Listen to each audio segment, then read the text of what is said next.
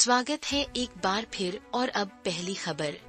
जरा कल्पना कीजिए, पूरी ऑटो फैक्ट्रियां खामोश पड़ी हैं, हजारों कर्मचारियों को घर भेज दिया गया है। लेकिन यह सिर्फ एक समस्या नहीं है, यह समस्याओं का एक पूरा तूफान है।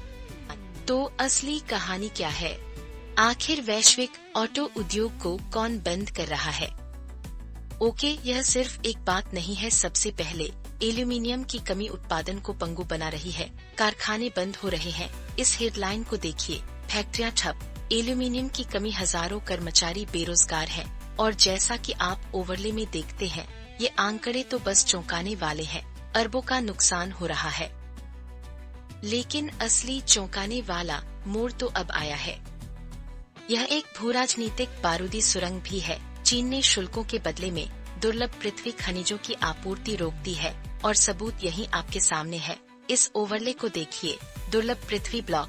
चीन का दांव ऑटोमोबाइल निर्माता शाब्दिक रूप से चुंबक लगवाने के लिए मोटरें चीन भेज रहे हैं। यह सिर्फ पुर्जों की समस्या नहीं है, और ये वो बात है जो आपको कोई नहीं बता रहा है।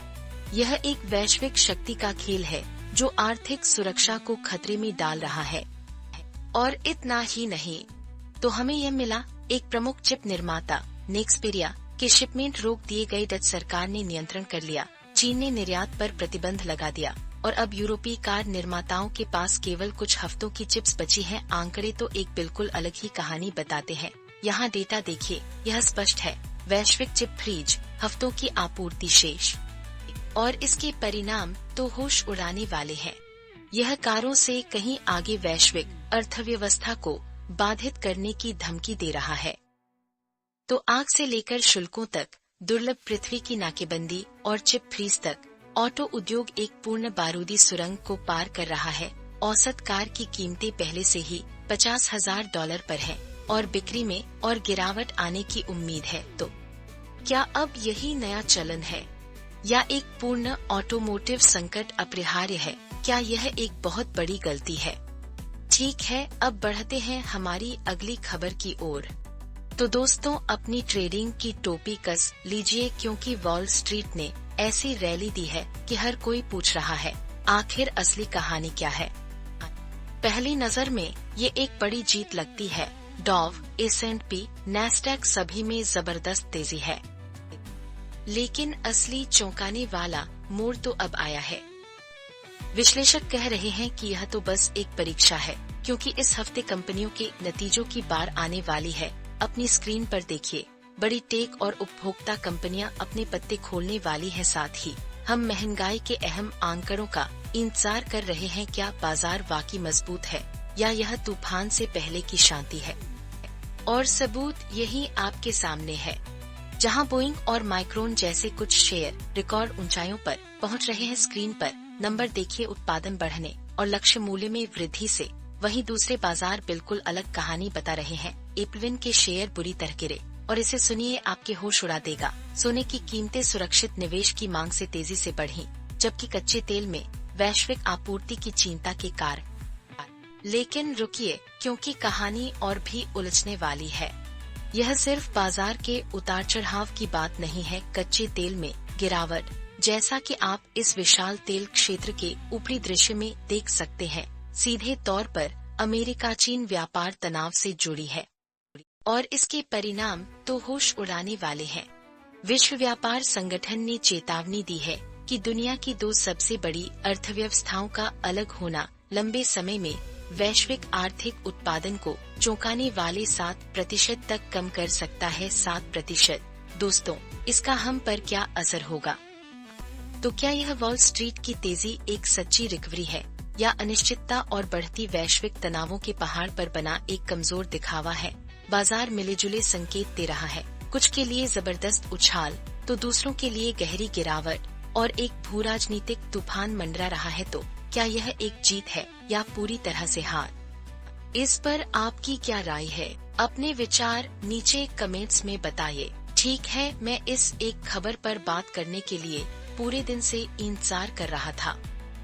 ज़ोफार्म, इसे सुनिए, कर्नाटक में एक बड़े जश्न ने एक चौंकाने वाला मोड़ ले लिया। लोग गिर रहे हैं, हर जगह आपातकालीन चिकित्सा सेवाएं देनी पड़ रही हैं। आखिर एक मुख्यमंत्री के कार्यक्रम में ऐसा क्या गलत हो गया? तो असली कहानी क्या है?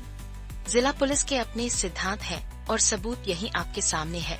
ऑन स्क्रीन टेक्स्ट वाले इस विशेष फ्रेम को देखिए। हाइपोग्लाइसीमिया या डिहाइड्रेशन। पुलिस रिपोर्ट में देरी से मिले भोजन और उपहारों के साथ साथ भीषण गर्मी को दोषी ठहरा रहे हैं। 3 महिलाओं को तो आईवी फ्लूइड्स की भी जरूरत पड़ी, लेकिन शुक्र है ज्यादातर को बाहरी रोगी उपचार के बाद जल्दी छुट्टी दे दी गई।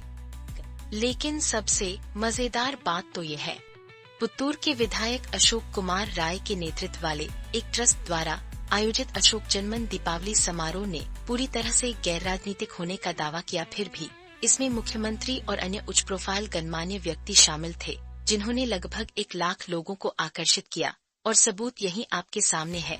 ओवरले पर देखिए, 1 लाख उपस्थित, गैर राजनीतिक कार्यक्रम पूर्णविराम। आंकड़े तो एक बिल्कुल अलग ही कहानी बताते हैं। संख्याएं मेल नहीं खाती। मुख्यमंत्री के दौरे के साथ स्टेडियम के चारों ओर नो फ्लाई और नो ड्रोन जोन लगाया गया था। लॉजिस्टिक्स और पार्किंग को संभालने के लिए 1000 से अधिक स्वयंसेवक ड्यूटी पर थे। यह कोई छोटी सभा नहीं थी, यह एक सावधानी पूर्वक नियोजित विशाल आयोजन था। लोगों का गुस्सा तो जैसे फूट पड़ा है।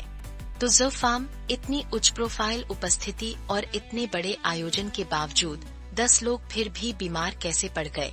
क्या यह सिर्फ गर्मी और देरी थी, या इस गैर राजनीतिक कार्यक्रम की योजना में कुछ और गड़बड़ हो गई थी? तो आपके हिसाब से आगे क्या होगा? इस पर आपकी क्या राय है? ठीक है, अब वापस देश की बात करते हैं, एक ऐसी खबर के साथ जो स्थानीय समुदायों को प्रभावित कर रही है।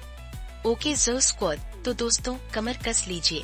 जरा कल्पना कीजिए, एक विशाल विमानवाहक पोत, दहाड़ते हुए लड़ाकू जेट और एक गुप्त दिवाली समारोह जो किसी भी एक्शन फिल्म से ज्यादा रोमांचक है। आखिर पीएम मोदी ने समंदर में ऐसा क्या खोजा? तो सबसे मजेदार बात तो ये है, पीएम मोदी ने अपनी वार्षिक दिवाली परंपरा को तो जारी रखा, लेकिन इस साल ये विशाल आईएनएस विक्रांत पर समुद्र पर एक विशेष दिवाली थी। इस विवरण को यहीं देखिए। टेक्स्ट ओवरले बताता है कि यह भारत का अपना है। 76% स्वदेशी सामग्री से बना है ज़ो स्क्वाड। यह सिर्फ एक जहाज नहीं है, यह आत्मनिर्भरता का एक तैरता हुआ किला है। और सबूत यही आपके सामने है। पीएम मोदी सिर्फ एक फोटो खिंचवाने नहीं गए थे, उन्होंने एक अविश्वसनीय वायु शक्ति प्रदर्शन देखा, जिसमें मिग-29 के जेट विमानों को दिन और रात दोनों समय उड़ान भरते देखा। गंभीरता से उस टेक्स्ट ओवरले को देखिए। MiG-29 के नाइट ऑपरेशंस प्रेसिजन लैंडिंग।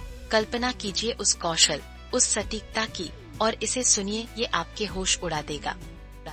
उन्होंने विक्रांत पर दिवाली मनाने को सौभाग्य बताया, हमारी नौसेना के साहस की सराहना की, और सबूत यही आपके सामने है। स्क्रीन पर देखिए, टेक्स्ट ओवरले इसे पूरी तरह से सारांशित करता है। पीएम का संदेश, आत्मनिर्भरता और साहस, यह सिर्फ एक त्योहार नहीं था, यह राष्ट्रीय शक्ति और आत्मनिर्भर भारत की भावना के बारे में एक शक्तिशाली बयान था। डेक पर योग से लेकर परिवारों के साथ भव्य रात्रिभोज तक, आईएनएस विक्रांत पर यह दिवाली भारत की बढ़ती शक्ति और भावना का प्रमाण थी। ज़ो स्क्वाड, यह आपको सोचने पर मजबूर करता है, वैश्विक मंच पर भारत की नौसेना शक्ति का असली मकसद क्या है। फिलहाल के लिए इतना ही। आपसे फिर मुलाकात होगी कुछ और नई और दिलचस्प खबरों के साथ।